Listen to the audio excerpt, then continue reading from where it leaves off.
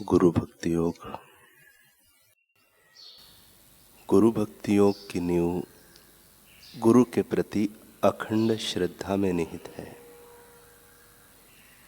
प्रातः काल में जागने के तुरंत बाद और रात्रि में सोने से पहले गुरु का चिंतन करो, पूर्णतः उनकी शरण में जाओ।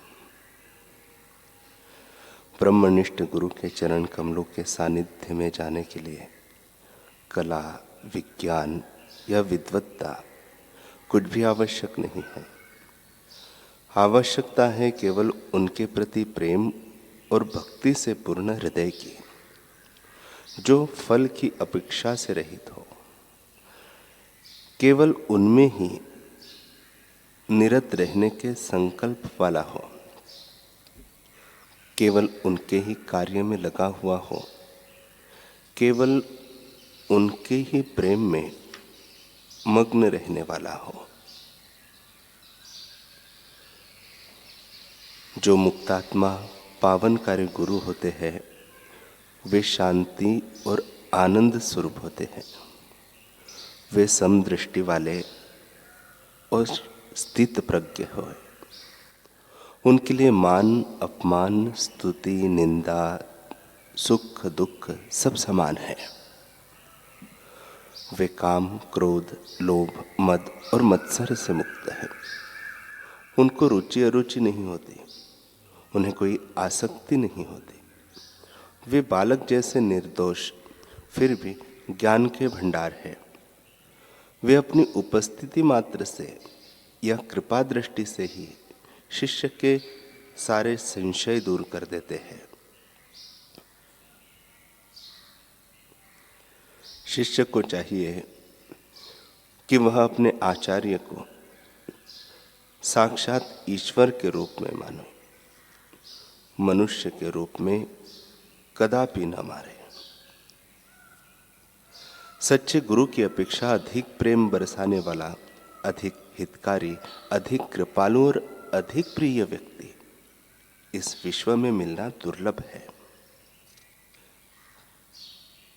शास्त्रों का बोझा पटको, जीवंत महापुरुष की शरण ले लो। केसरी कुमार नाम के एक प्राध्यापक, जो स्वामी शरणानंद जी के भक्त थे, उन्होंने अपने जीवन की एक घटित घटना का जिक्र करते हुए कहा कि मैं स्वामी शरणानंद जी महाराज के पास बैठा हुआ था। तभी गीता प्रेस के संस्थापक श्री जयदयाल गोयंका जी एकाएक वहां आए। थोड़ी देर बैठने के पश्चात बोले, महाराज, मैं वेद और उपनिषद चाट गया, शास्त्र पुराण सब पढ़ लिए, अनेक ग्रंथ कंठाग्र है।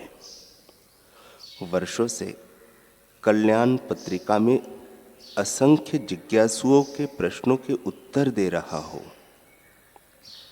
किंतु महाराज मुझे कुछ हाथ नहीं लगा। मैं कोरा का कोरा हूं। और वे अत्यंत द्रवित हो गए और उन्हें अश्रुपात होने लगा। तब मैंने एकांत में स्वामी जी से पूछा, महाराज,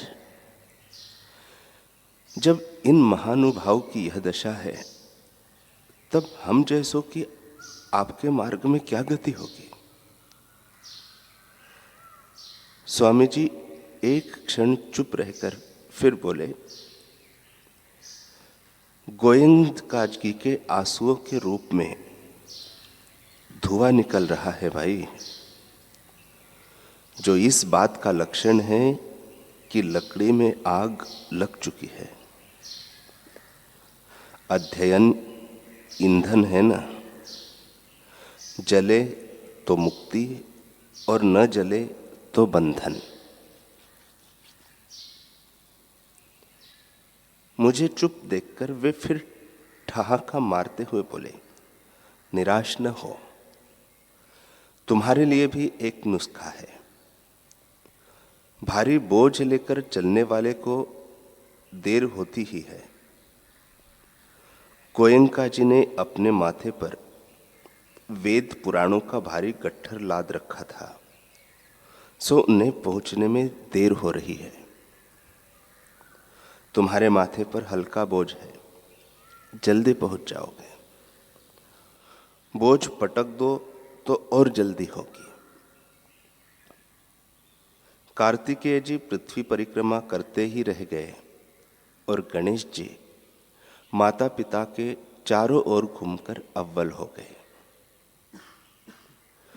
प्राध्यापक केसरी कुमार के जीवन में ये घटी यह घटना एक बड़े रहस्य की ओर इंगित करती है। स्वामी विवेकानंद जी कहते हैं, हम भाषण सुनते हैं और पुस्तकें पढ़ते हैं, परमात्मा और जीवात्मा, धर्म और मुक्ति के बारे में विवाद और तर्क करते हैं। यह आध्यात्मिकता नहीं है, क्योंकि आध्यात्मिकता पुस्तकों में, सिद्धांतों में अथवा दर्शनों में निवास नहीं करती। यह विद्वत्ता और तर्क में नहीं, वरन वास्तविक अंतः विकास में होती है। मैंने सब धर्म ग्रंथ पढ़े हैं, वे अद्भुत है, पर जीवंत शक्ति तुमको पुस्तकों में नहीं मिल सकती। वह शक्ति जो एक क्षण में जीवन को परिवर्तित कर दे, केवल उन जीवंत प्रकाशमान महान आत्माओं से ही वह प्राप्त हो सकती है, जो समय समय पर हमारे बीच में प्रकट होते रहते हैं।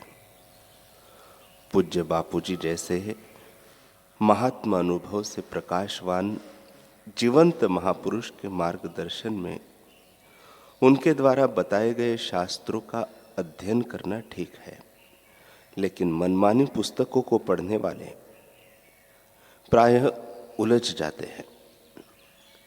आद्य शंकराचार्य जी ने विवेक चूड़ामणि में कहा है, शब्द जालम महारण्यम चित्त भ्रमण कारकम। सद्गुरु के बिना यह चित्त को भटकाने का हेतु बन जाता है। अतः मनमुखी साधक सावधान, व्यर्थ के वाणी, व्यय व मनमानी पुस्तकों में उलझने से बचो और औरों को बचाओ।